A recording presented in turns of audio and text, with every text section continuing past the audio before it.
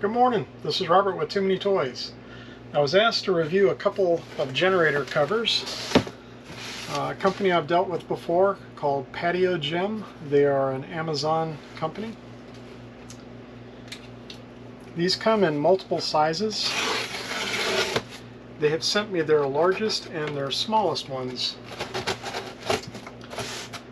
I have multiple generators, so this will be a good test.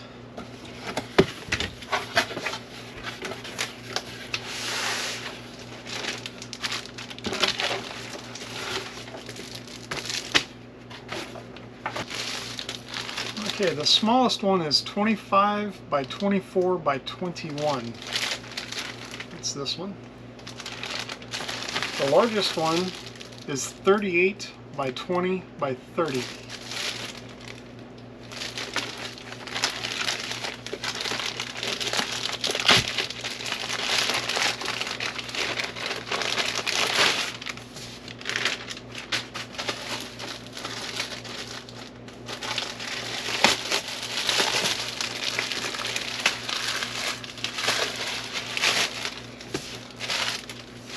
These are made from a waterproof Oxford material. It's comprised of 3 layers.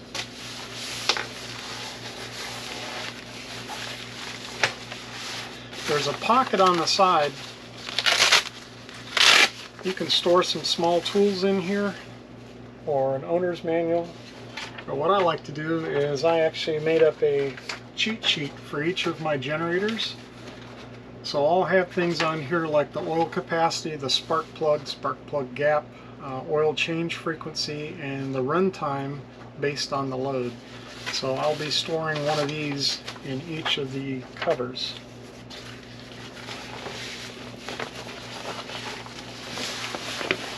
On the bottom of the cover, there's these nylon straps with buckles, allowing you to secure it to the generator frame itself.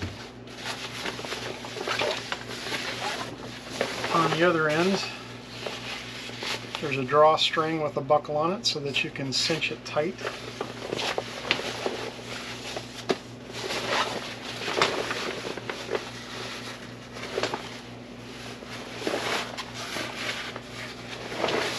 And this is an even larger version, the same thing. It also has a pocket on the side. There's also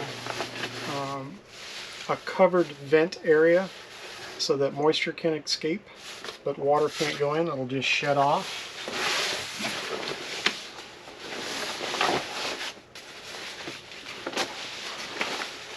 And it has the same provisions for tie downs at the bottom.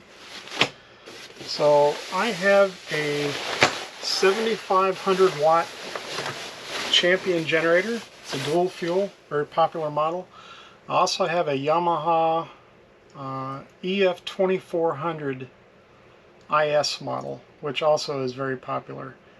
The smallest cover I have is made for a 3,500 and up size generator. Mine is only 2,400 watts, so it's probably going to fit a little loose, but that's just fine. And I will share the reason why I think a cover is very important, even if you keep your generator indoors. I've had some bad experiences and I'll share those with you.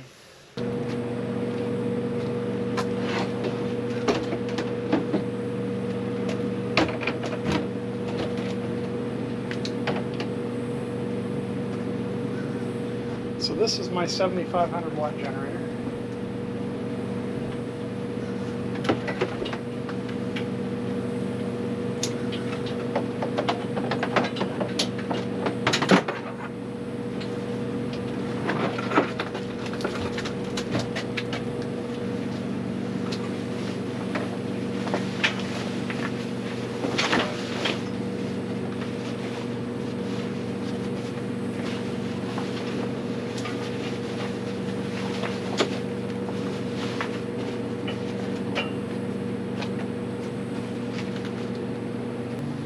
On the end of the panel, there's actually a Velcro access flap.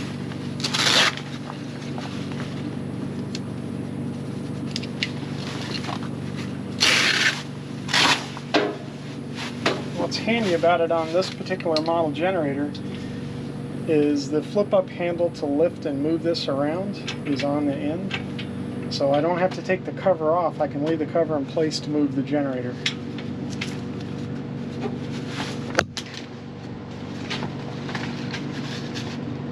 So the nylon strap can actually run through the frame and clip to the buckle.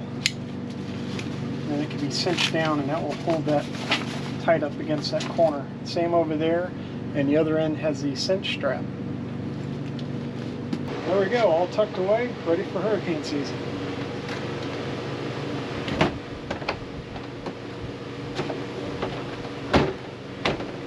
You might be thinking this sort of box is sufficient to keep your generator clean and dry, but as I've learned, when a storm comes through, even inside this fenced area, the winds get pretty high and will blow my fence apart, and it would blow this plastic enclosure apart pretty quick as well. That's why I like having a cover on the generator, just in case the lid comes off and this thing blows open, the generator doesn't get saturated with water.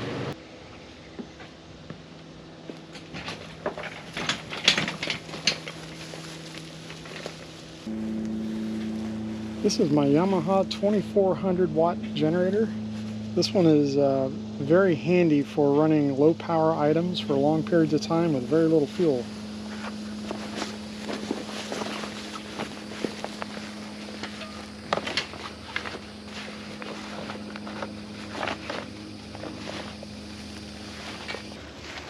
Well, this generator is not an open frame style. So to secure the cover on this one, I'll actually run these straps through this cart that I built.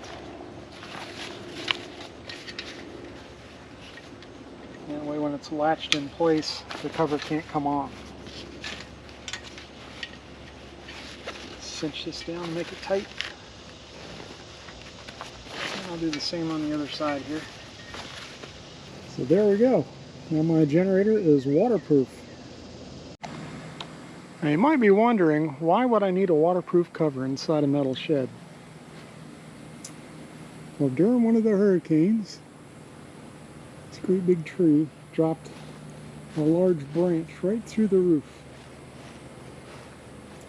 It's kind of blended in now, it's kind of hard to see, but I'll show you some still shots of when I had to patch that.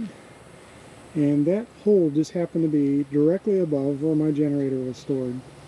So that was my other lesson learned, is even if you've got what you think is a fairly substantial structure, the storm doesn't care.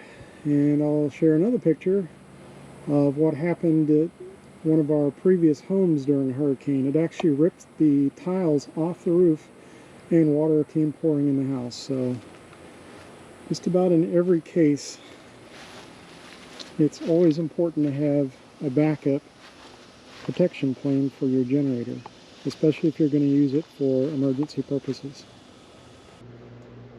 The two covers I reviewed, the smaller one is rated for 3,000 to 5,000 watt generators. That one was just under $19. The larger cover, which is made for 5,500 watt to 15,000 watt generators, that one was just under $27. Not only do I like how well built these covers are, but I know that they're waterproof because I have furniture covers that I got from the same company that have already been out in pretty bad storms. That Oxford material made with 3 layers, and the seams are very well sealed. I have great confidence that they'll keep my generator dry. And I used to think keeping a generator in a garage or in a shed or even an outdoor storage box was sufficient to keep them dry during a storm. But the pictures I've showed in the video, you can see what happens when we get a bad storm here in Florida. It doesn't matter if it's a hurricane, a tropical storm, or just a bad afternoon thunderstorm. These winds can generate a lot of force on these structures and knock down the limbs off of trees, and once the enclosure is compromised, then the generator gets wet. The longest outage we've had here in Central Florida was in 2004. that I've experienced. That one was 18 days, and we were really dependent on our generators. So I highly recommend these. They are a great second level protection, even if you keep your generators indoors. Thanks for watching.